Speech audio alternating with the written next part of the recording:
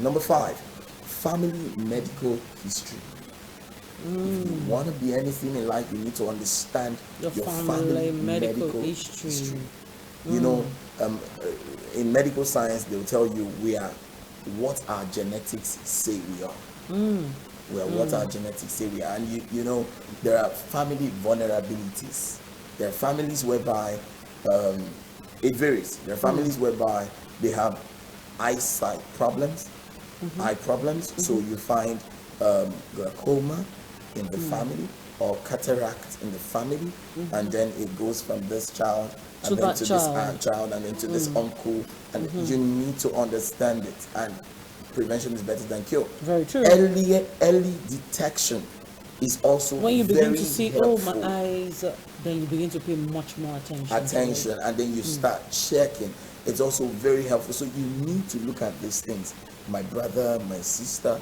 It's not that okay, a family member has this problem, then you must have it. No. But there is what they call the family medical history. You need to understand patterns. If it becomes a pattern in your family, if, for example, if high blood pressure becomes a pattern in your family, you can pinpoint 5 people in the generation with above that condition. You with that condition. You can maybe pinpoint 1 or 2 in your generation that has it. That means it's a pattern, which means you must actively prevent such. Very true. If glasses is a problem, then you must actively also work on it. You know, for example, my family, a lot of people use glasses in my family. Almost all my siblings used to wear glasses. So now, the girls decided we're not going to wear glasses by taking care, being intentional about what we put in our mouth, what we eat, how we stress our eyes, and all. Now, my siblings who wear glasses have been wearing glasses from when they were little. You get it? They actually been wearing from when they were little. Now they are older, they are also now doing much more to care for their eyes. Like on a regular basis, they're always checking and stuff. So that, now coincidentally, my sister, her son, has the same condition. So he's already wearing glasses from little, and he's already wearing a really, really serious glasses. Because it's in the genes. Because it's in the genes. So, for example, for someone like me, I say, don't give that child Gary. Don't give that child Gary. Avoid cold water. Avoid him staring at the television. Very close. Distance from the television. Sure. Those are some of the measures you can put in place. Sure. Because you are trying as much as possible to end this particular pattern. You don't want to continue with a pattern that you can end. Yeah. You can work on it, so why not? Then there are supplements that boost that. That's so true. There are supplements, so you can as well preempt it, and then you can work with it. And you see all these changes benefits you to help improve the long-term health of your life. Very true. And this is so very crucial. Number 6, know your life's purpose. Know your life's purpose. So that's one thing that most people get confused with. About, and this is very clear. If you don't know where you're going, anywhere may look like it. Imagine you get to the bus stop and you say, I'm going anywhere. You will arrive at nowhere. Very true. Because you have no destination. Imagine you wake up in the morning, you board a bus, they say, where are you going? Where are you going? You say, last bus stop. And you get to the last bus stop. And the conductor tells you, Oga, get down now. So you get down and then you look around and say, where am I? They tell you where you are. And then you join another bus to say, where are you going? You say, last bus stop. So by the time you finish your day, you find yourself in practically nowhere. But that's the definition of a madman. But people do it. You're spending money. Yes, but people do it. People actually do it. You've not heard somebody tell you before that, do you know I just got to the bus stop and you feel like going out and I just found myself in Malawi? You've not heard it before. Somebody has said it to me before and I just said to the person, you need to check yourself into a mental hospital. Mental health. You need to check yourself into a mental hospital because you don't go out of your house in the morning without a destination in mind. Person is therapy. You need therapy. So if you start feeling like, let me just go out with no destination in mind, get to see a psychiatrist. Something is fundamentally wrong with your brain. Somewhere. And it's the truth. And most people do not even like to hear this because it looks like mental health is a taboo.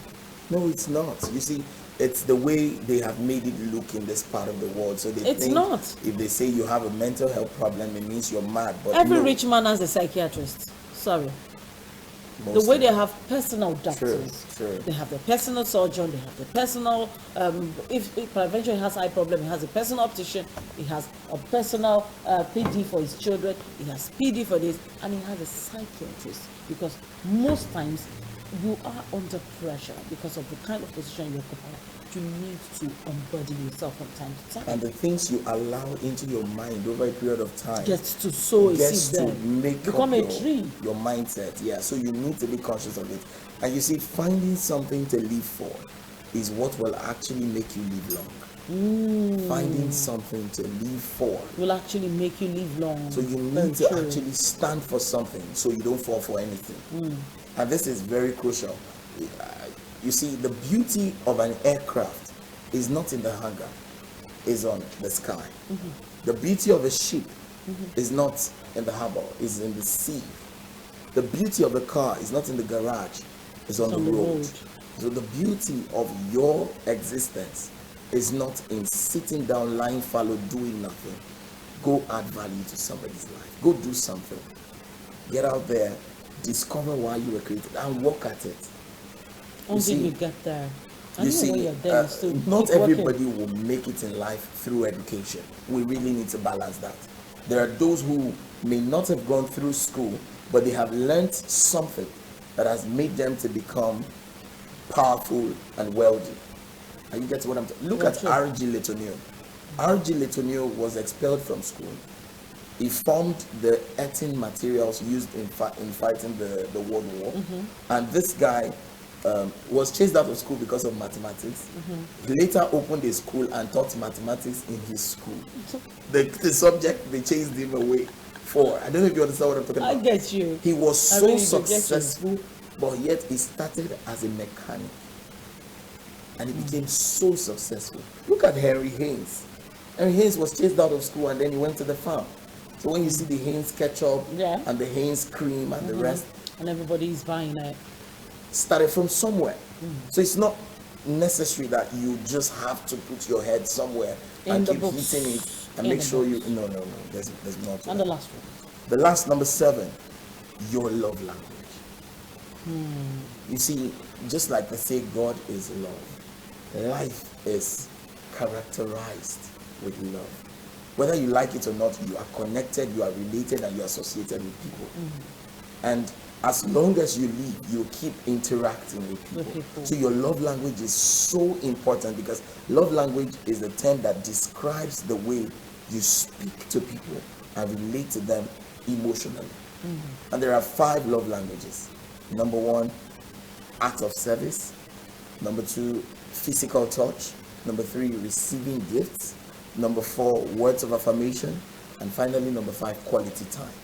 You need to understand which one resonates with you. More with you. Yeah, because this will actually help you identify your needs in a relationship and how you relate to people. Because let's be honest, life is about relationship. Very true.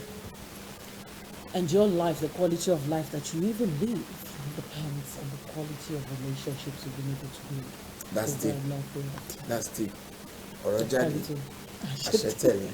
We need to take a break. Coming up next is Hard Conversations. We'll be back with this one.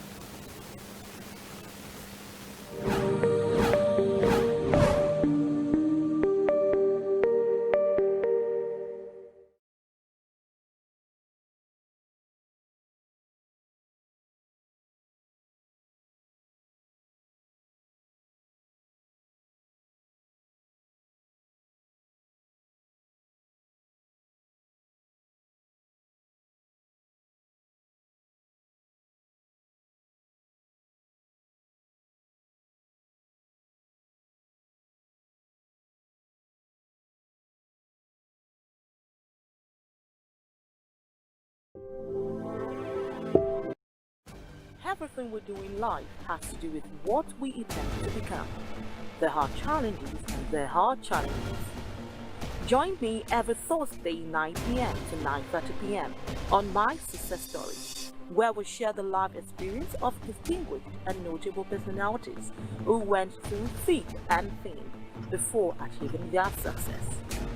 For participation, sponsorship and advert placement, please contact the number shown on the screen. My Success Story, where entrepreneurs are celebrated.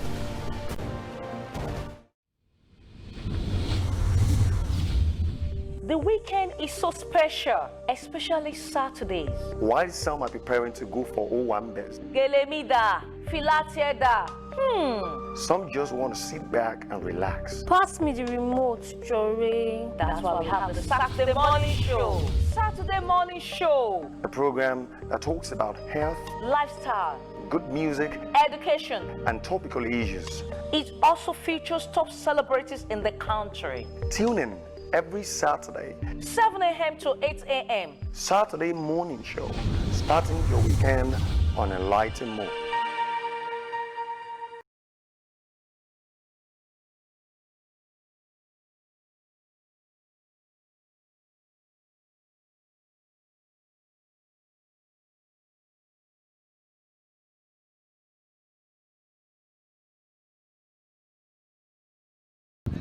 My name is Chukuma Victor Obinam, the CEO of Uwagbai.com. In 2003, September 20th, to be precise, an idea was put into absolute substance by a beautiful, kind, and creative woman.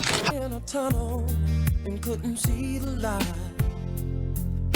The result was the birth of a TV show, a family-oriented human interest program. Sometimes when I'm standing, it seems like I don't. Ideas are shared, topical issues taken lighter, prayers and entertainment stand. This was Saturday with Franca on MITV channel 43 UHF. Saying the storm is over. Storm is over. Long-running accolade and award winning. But then I climbed the hills and saw the mountain. Every Saturday morning between 11 and 11:30 a.m. Make sure you do not miss it. Thank you.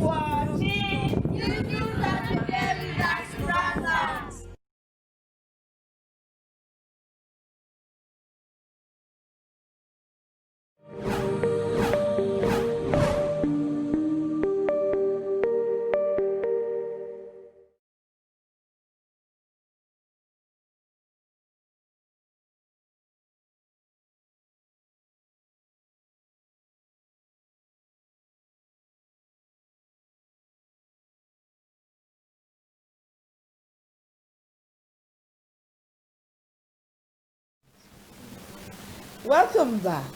All right, so Hard Conversations is usually the last segment of the Bumper Breakfast program.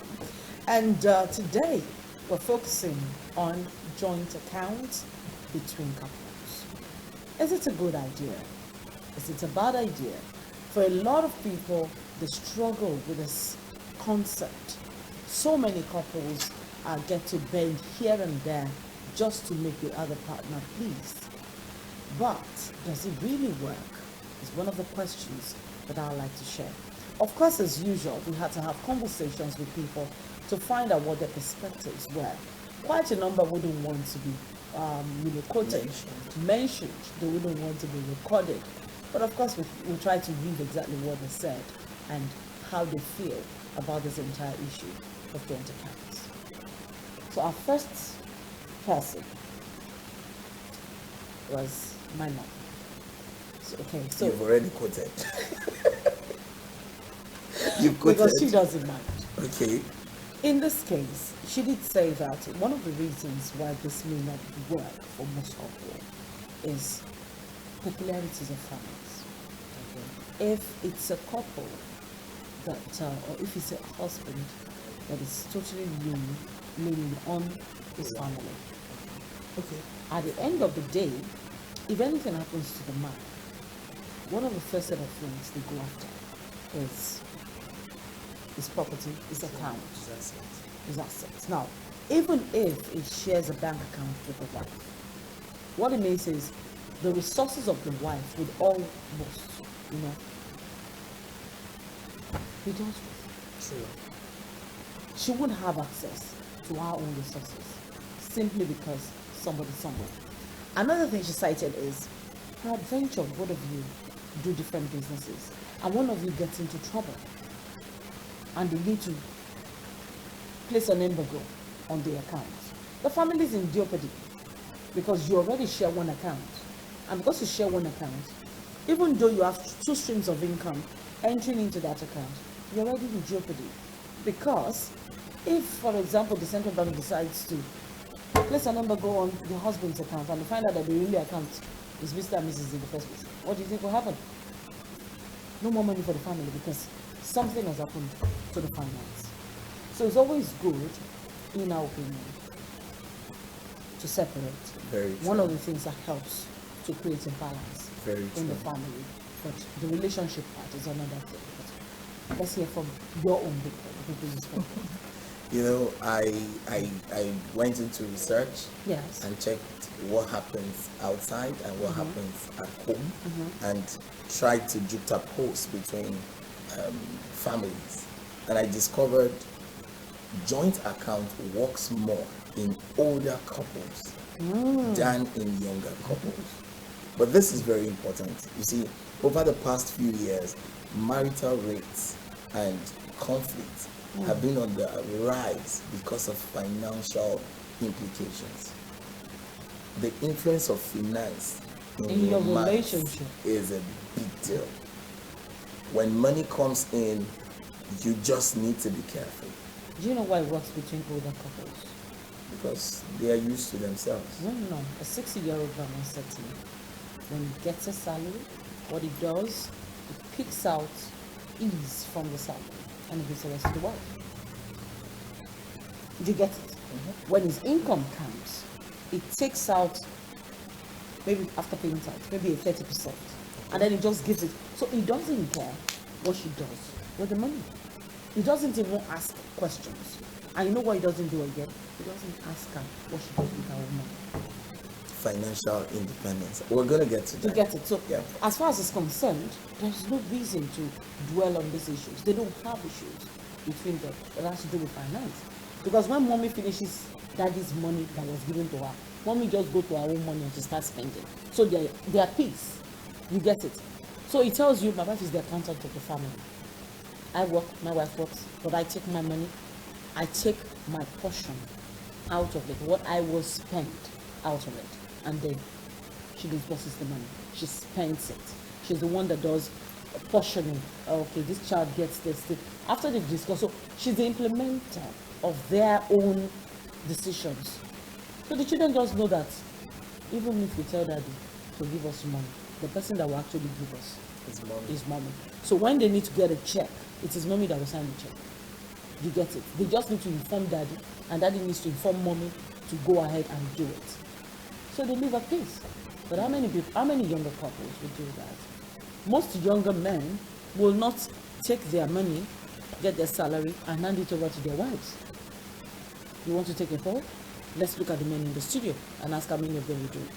You know, from the statistic I carried out, I discovered 25% said they will have a joint account. Only 25? 25% What happened to the 75? The 75% said they should have individual account. Okay. So from all that, I was able to take out the advantages and the disadvantages. And that's what we're going to be talking about. You see, whether you plan to have a joint account or not, it's important you understand that the health of that relationship matters a lot. There are 7 problem areas of every relationship, every marital relationship, 7. I may not identify them today, I will identify them next week. The 7 capital problem areas of every marriage, every relationship, 7 of them. And you see, one of the main factors of these 7 is money. Money comes into play a very important role. That's why we need to be careful. So if you must have a joint account,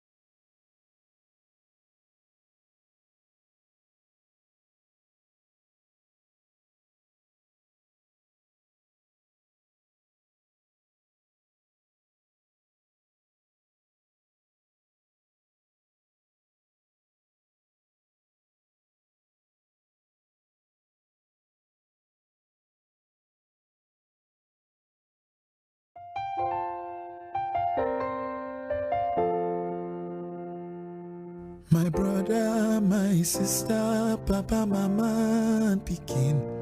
Corona, no big pass us. We go fight time, we go win.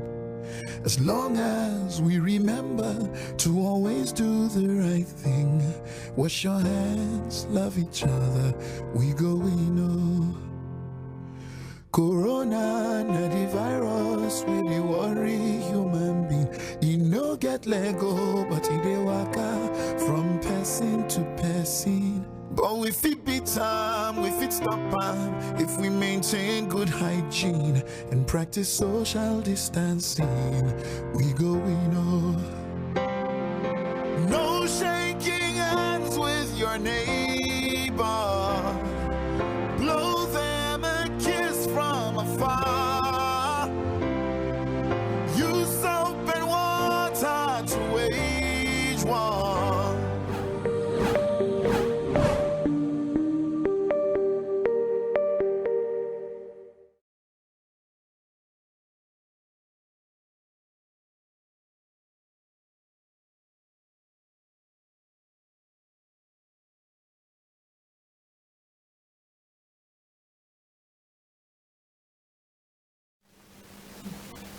We're back here again. It's still the bumper breakfast, and of course, Dr. Precious was talking about the issues that comes up in relationships. But I'm really interested in what you were about to say. Don't wait on that very early. I was saying there are things to consider when you need to have a joint account, because it's very important you know what you're going into before you delve into it. In life, if you don't study the pros and the cons, you will lose your coin. So you need to check out these things. You need to understand the kind of family your husband is from. You need to check so many things. You need to be able to trust one another, to understand that this person is not reckless. Most of the times, one of the reasons why people are not comfortable with joint account is because you have to explain every financial implication. Yeah. Whatever you do, you must explain. But for many couples, joint account has become the ultimate symbol of gesture for their financial union. So they are so happy together. They do things in sync. Why? Because they have their finances together. Are you getting me? Especially amongst older couples. And this is so important because they found out that 65% of these couples that have their finances together are happier. But what I tell people is, what if there is that 5 minutes of madness? Science has said everyone has got 5 minutes per day. So during the time of that 5 minutes of madness, and then your partner is angry, and you say, fine, our daughter needs to go to school, and he says he's not signing, or she says she's not signing, there's going to be a problem. Because somebody is going to suffer. They say when two elephants fight, the grass suffers. So father and mother's fight would hinder the child. But if we have individual account, one could decide, my daughter is a priority, go to school, this is the check. You see what I'm talking about? So there are things to look out for. But I think I should take... But isn't it even more beneficial, to just be able to contribute to your own, and then if you have to do, projects, you can now come together and say, okay, do this project. But a wise woman said something to another man that I know. Now, this woman shared that story with me. The man does not know about the story. She went abroad and spent some time in their family house. She was hosted in their house, for a couple of days, and then she went back to her home house in the same country, not in Nigeria, mind you. And then the next time she was going to see the man, she now called him, and she told him what are his plans for mortgage and all that. And he said, oh, they're looking at getting a house and all that. And said, Uncle, can you please define the word "do" in that sentence? And he said, yes, now that we're already looking at some houses and stuff. The woman said, from my perspective of your relationship, having stayed with you for just 48 hours, 2 days, I think you should get the house by yourself. And I think you should unanimously by yourself pay for the house. make sure your wife's finances don't cross into yours when you're giving the house. Or you do one here together with her, and then you will do one by yourself. But I really don't advise you to join finances with your wife. If you do it already, I think you should desist. Why? You get it. 48 hours.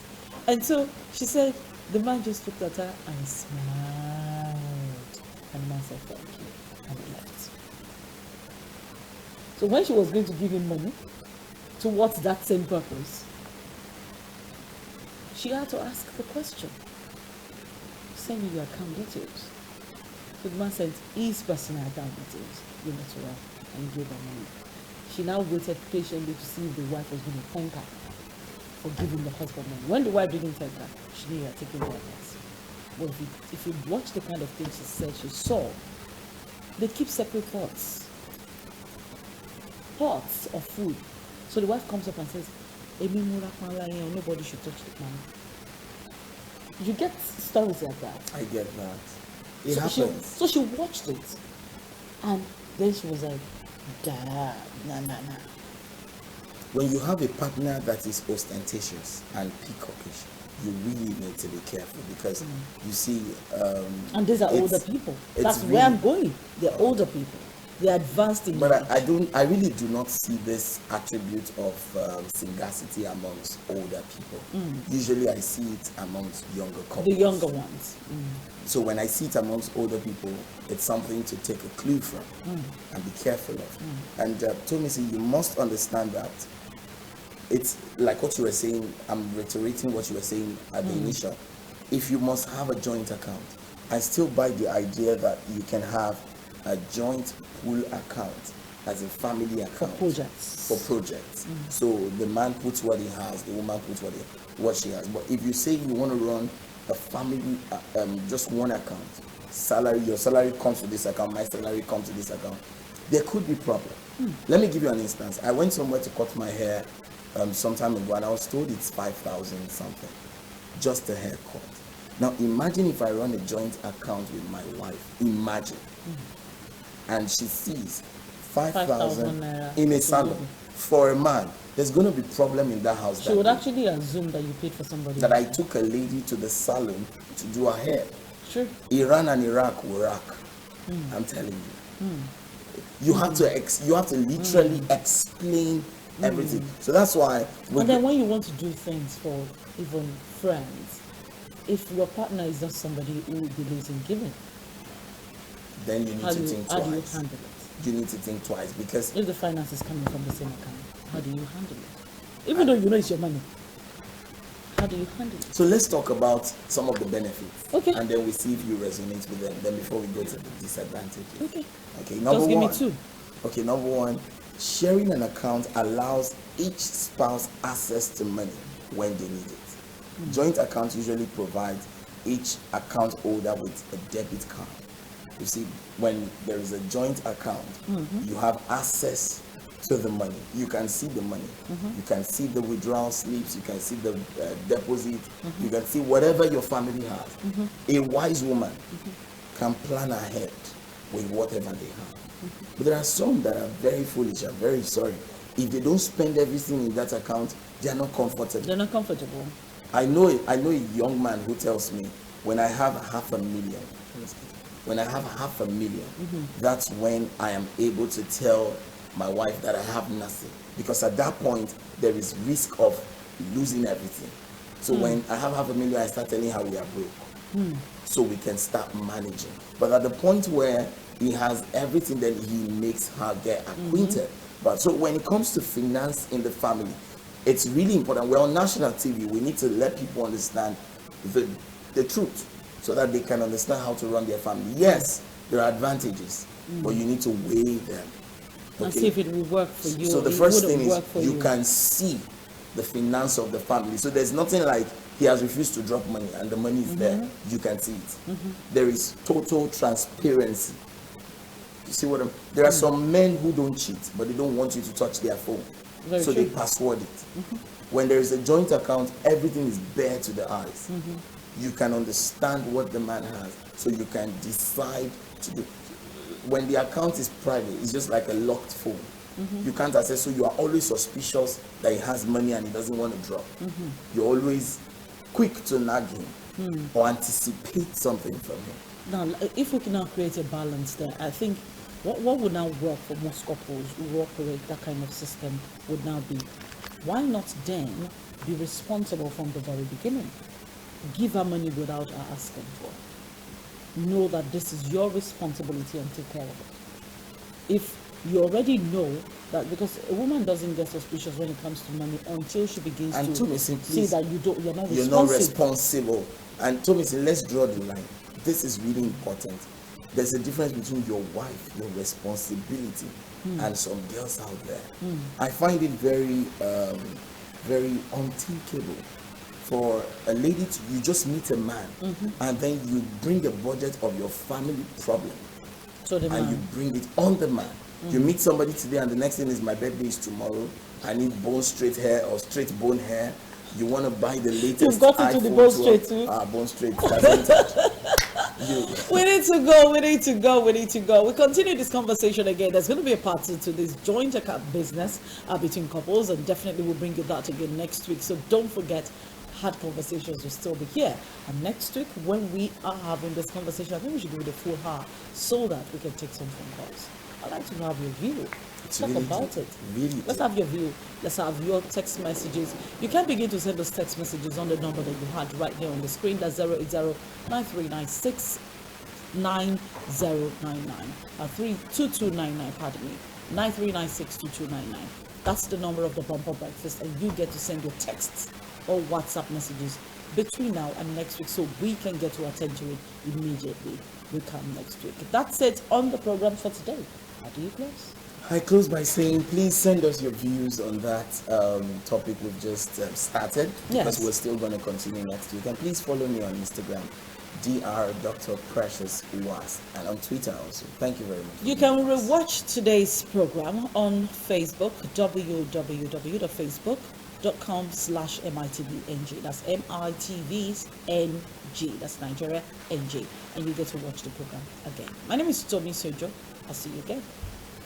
Bye-bye.